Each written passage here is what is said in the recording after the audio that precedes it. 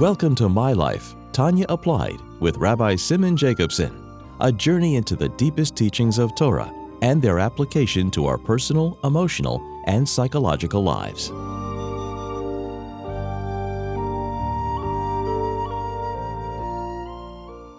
A good tevach, a good week. I hope everyone had a wonderful and transcendent Pesach. We now continue the journey in the classic and life-changing Sefer HaTanya. This program is in loving memory of Yocheved Tova Gerari, dedicated by her loving aunt and uncle. This series, Tanya Applied, is made possible by Rena Lights LLC and by the generous support of listeners like you. It is also an honor and memory of Yosef Halevi Weinberg and Moshe Pinchas HaKoyen Katz Olav Shalom, and in honor of Zev Yecheskel and Risha Katz. May they have many healthy, long years. So where are we up to? We began learning the actual first chapter of Tanya just at the beginning. So let me sum up and continue on from there. Just a little background and understanding where the Alter Rebbe is going. Since Tanya can be very dense and detailed, it's always important to keep in mind, number one, the theme is Karev Elecha Dover Me'ed. As the Alter Rebbe wrote on the cover page of Tanya, he wrote that it's coming to explain well the verse Ki Karev Elecha Dover Me'ed, as we explained in previous classes.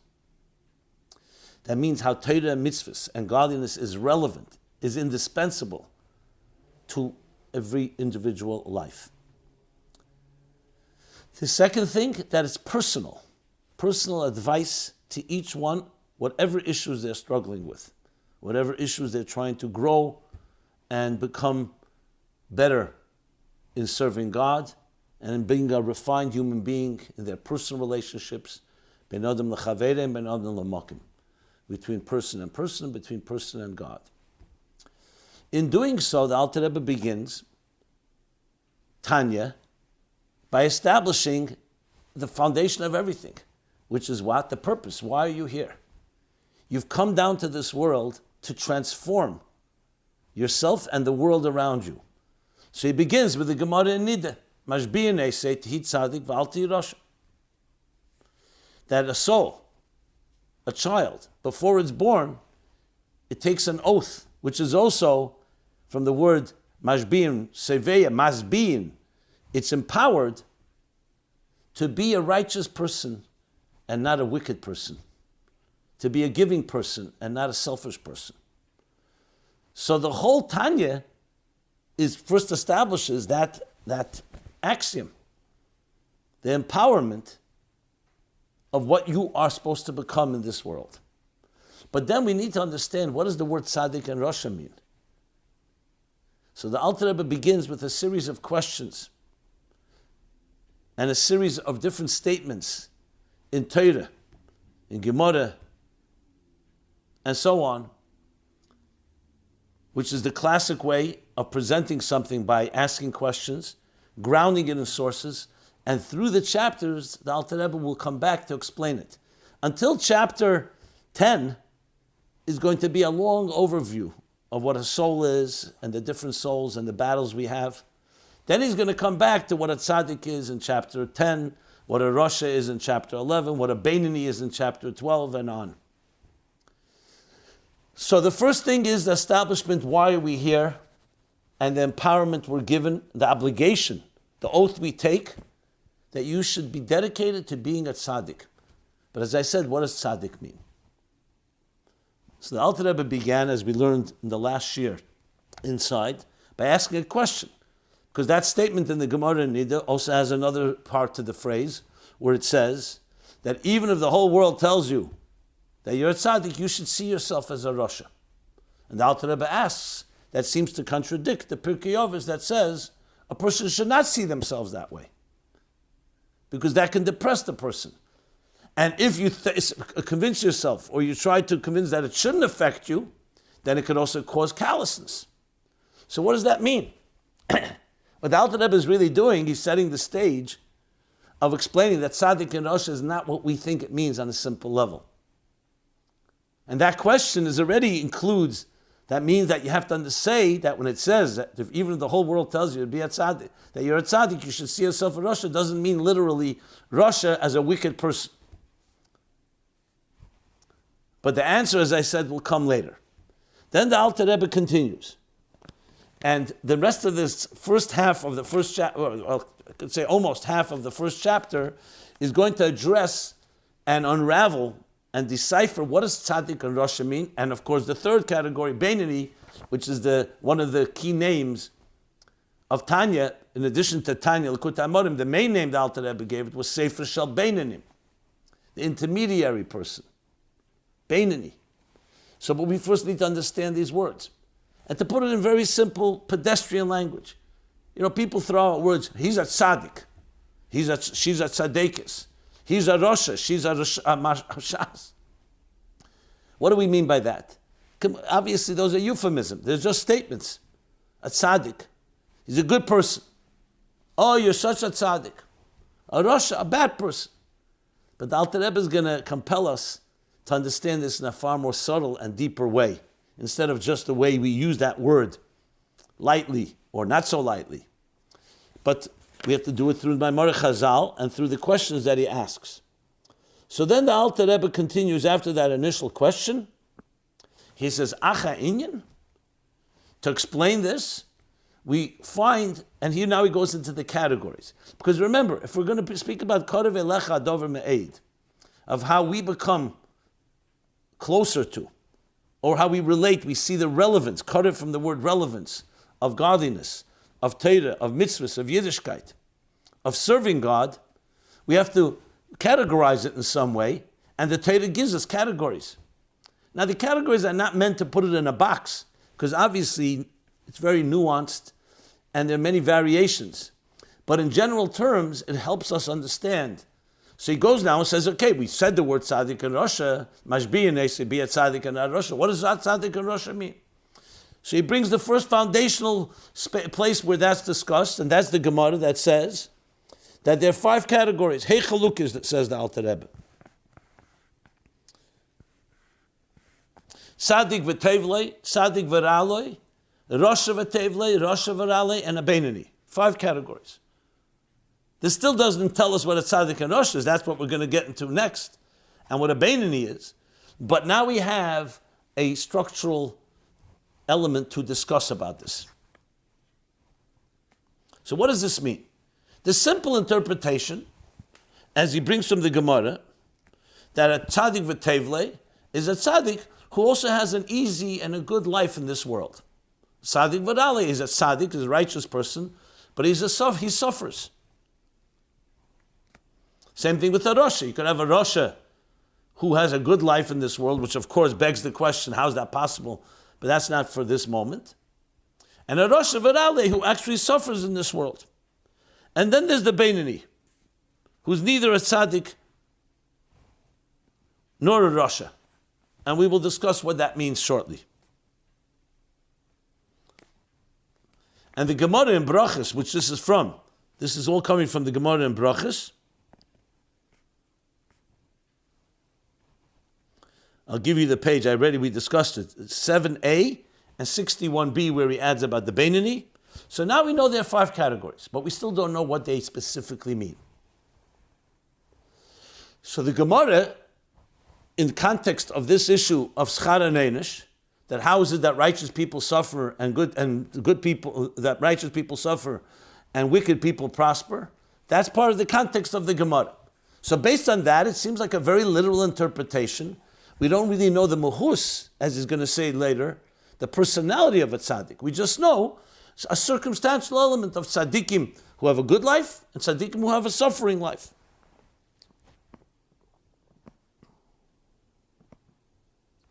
So I remember when I was teaching a class once to students, high school students, and before we appreciate the subtleties and nuances of something, I remember asking them, how do they define things? And it was interesting how it was almost a juvenile response, because they weren't trained otherwise. Everything was categorized. Is this good or bad? Those were the words that were used. Children use those words easily. Tzaddik rasha, good and bad. What we're going to learn here and this is a fundamental basis of Tanya, is it's a lot deeper than that. It's not just whether you're a good person or a bad person. Besides the fact that everybody has both elements, it's talking about the actual inner personality, the muchus, the essence of what we are. And that's what the Alter Rebbe is laying out here. Okay, so now, the next thing he brings, and we learned this as well, after the Gemara speaks about Tzaddik v'Tevle is a Tzaddik Gomer. Why is it good for him? Because he's a Tzaddik Gomer. Tzaddik Gomer, which means because he's totally righteous. That's a simple interpretation.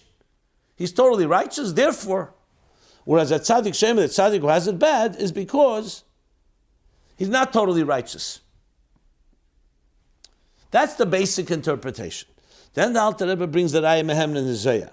The Zohar adds already an element and you start seeing a little more depth. What does the Zohar say? Raya Mehemna, Parshas Mishpatim, that the word Tzaddik v'Raloi means that the bad within him is subjugated and suppressed by the good. So v'Raloi, that means that he's living a difficult life, that the Ra, whatever negative elements he may have, is completely sublimated and overshadowed and suppressed or subjugated to the good. That's what, so right here you see it's a lot more than that, than just his circumstances of his life. And of course the same thing with Rosh v'Tevle and Rosh v'Ralei, the same type of interpretation. Tzaddik v'Tevle means, the Tevle means that there is no Ra altogether, as we shall learn as well. So Tzaddik v'Tevle would mean that anything negative has been already transformed. Tevle, it's all in a state of goodness. With Rosh v'Tevle and Rosh v'Ralei, same idea. Rosh v'Tevle, which means that the Tev within him, the goodness, is subjugated to the negative. And Ralei means that everything seems to be only negative. This will be explained a lot more later. But right now, again, we're setting the stage. So that's what the Raya Mehemna adds. Then the Alter Rebbe brings another Gemara. It's in the end of Seif Perek Tesa Brachas, Tzaddik Yetzer Tev Shefton, that by a Tzaddik, the Yetzer Tev, and here we're getting also a personality element. In other words, it's not just based that a Tzaddik does good deeds and a Rasha does bad deeds. We're talking about the personality, the muhus, the essential personality of the individual. So now we have the Gemara in Brachos that says that by a tzaddikim, their good inclination dominates, rules.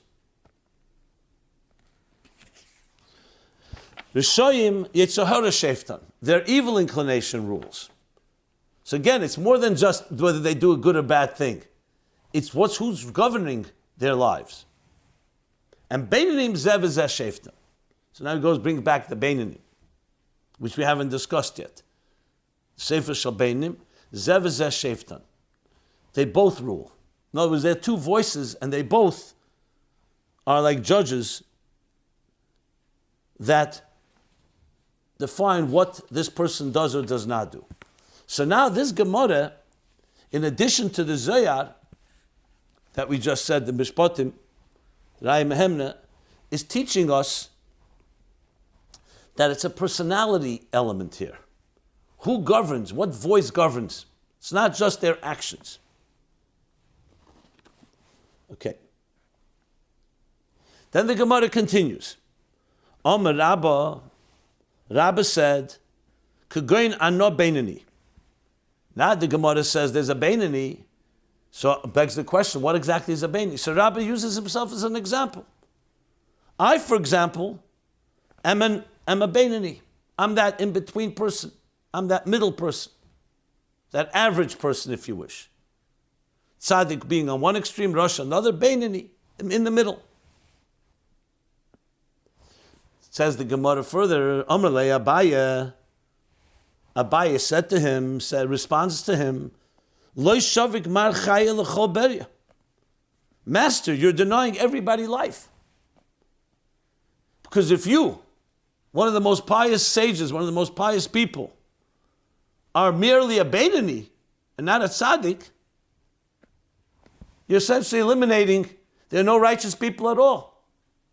In other words, he's hiring the bar to the point or he's not letting other people, like he says, you're denying everybody life. If you're a bainoni. Now you could say, l'cheira, maybe Rabbi is talking out of humility. But humility is applicable when you are being humble in your assessment of yourself. But it's not applicable that you come to a distortion. As we're going to learn in a moment, we're going to learn shortly that a bainoni is not just a question of a person who's half mitzvahs and half sins. So to say that Rabbi was just being humble, no, he was categorizing himself differently.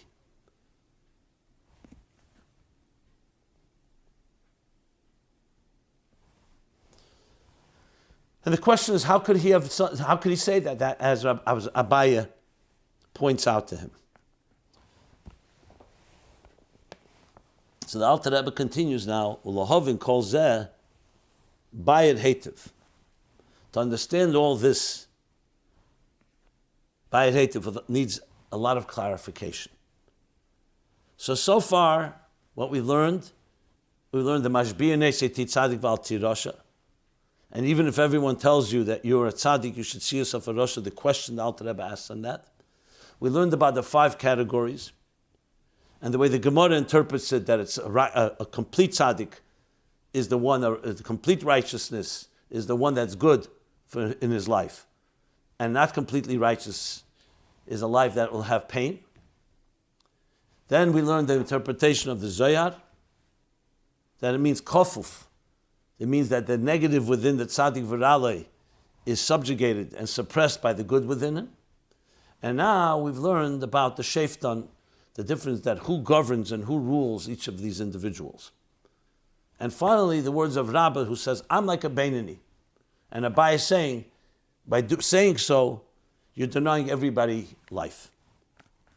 So all this needs explanation, a lot of explanation. But the Alter Rebbe continues with a few more points, because as I said, he's building the case for the personality of the tzaddik bainoni and the rasha, so we can then apply it to our lives by understanding what drives these people, and then saying, okay, where do we fit in? What's our category?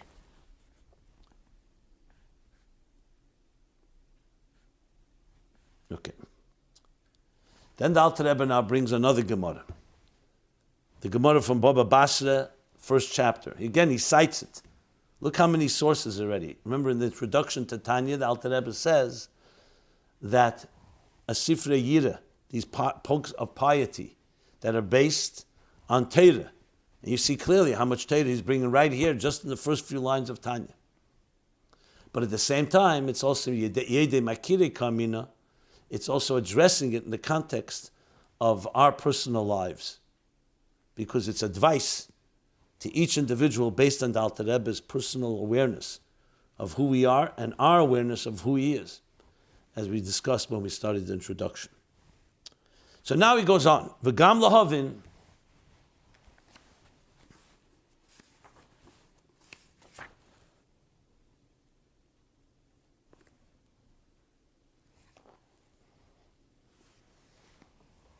we need to also understand and clarify Masha Omer Iyuv Baba Basra Perek Aleph.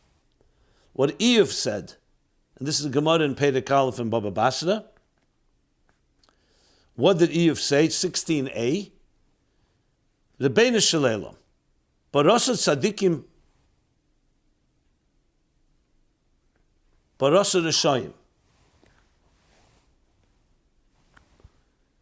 So what is evil? Master of the universe, you have created righteous people and you have created wicked people. Basically, Iyuv is arguing with God. He says, what do you want from them? You created people that are righteous and people who are wicked. It's not up to them. So how could you punish them? Ask the Alter Rebbe, what kind of statement is that? And remember, this is again bringing tzaddikim and rishayim. Based on this Gemara, tzaddik and rasha is predestined. Ask the Alter Rebbe for tzaddik v'rasha like Omar. We know, it says clearly that the element of being tzaddik and rasha is not predestined. It's not predetermined,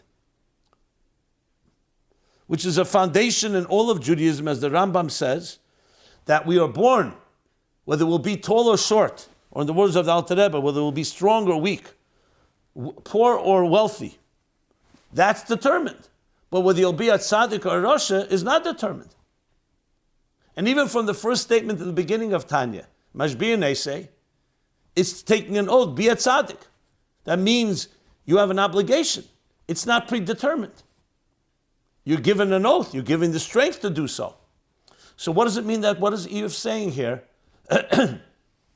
That God created tzaddikim and rashayim.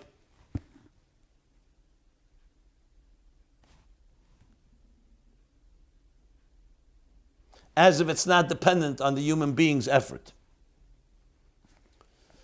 So here we have another question, and also when you think about it, gives us even more insight that the tzaddik rasha issue is again much deeper than just a person who's doing good things or bad things.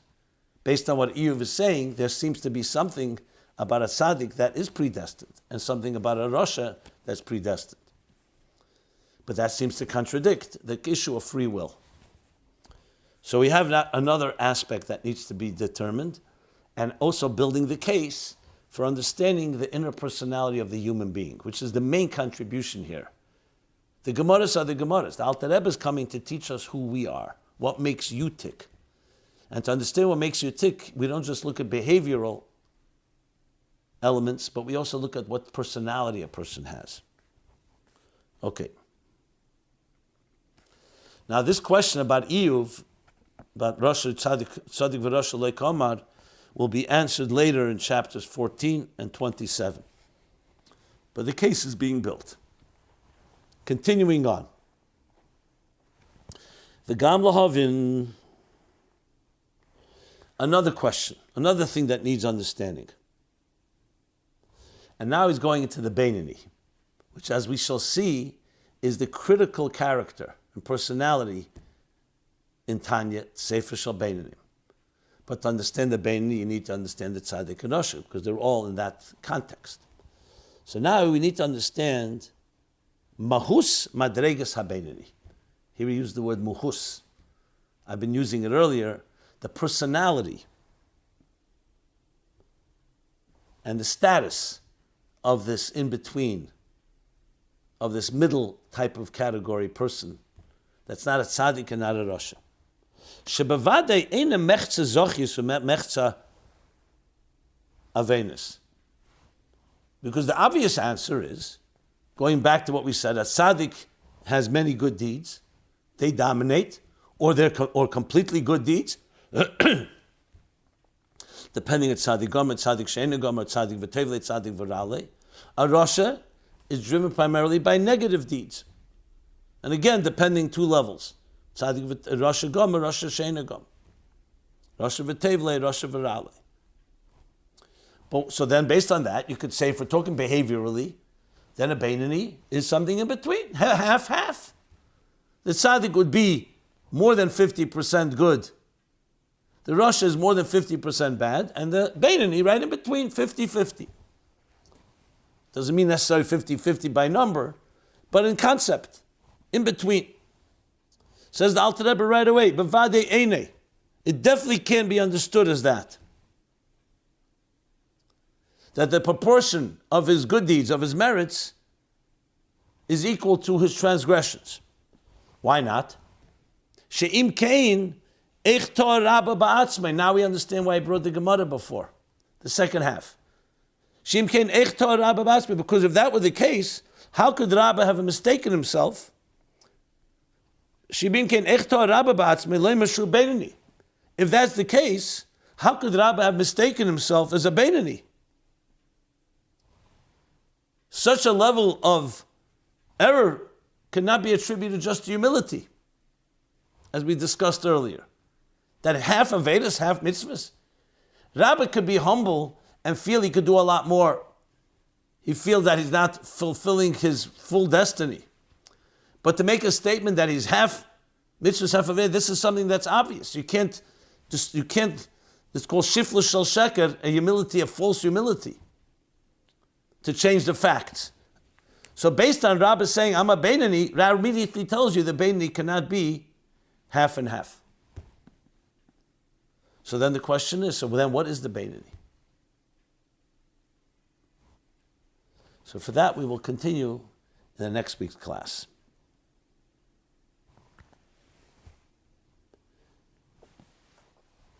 We now have the ability to present any question you may have. Go to TanyaApply.com, and you can also find all previous episodes, as well as if you'd like to dedicate a class, go there to TanyaApply.com. Be well and a good tevach. This has been My Life, Tanya Applied with Rabbi Simon Jacobson. Please join us again next week. Visit ChasidusApply.com for archived classes and more resources.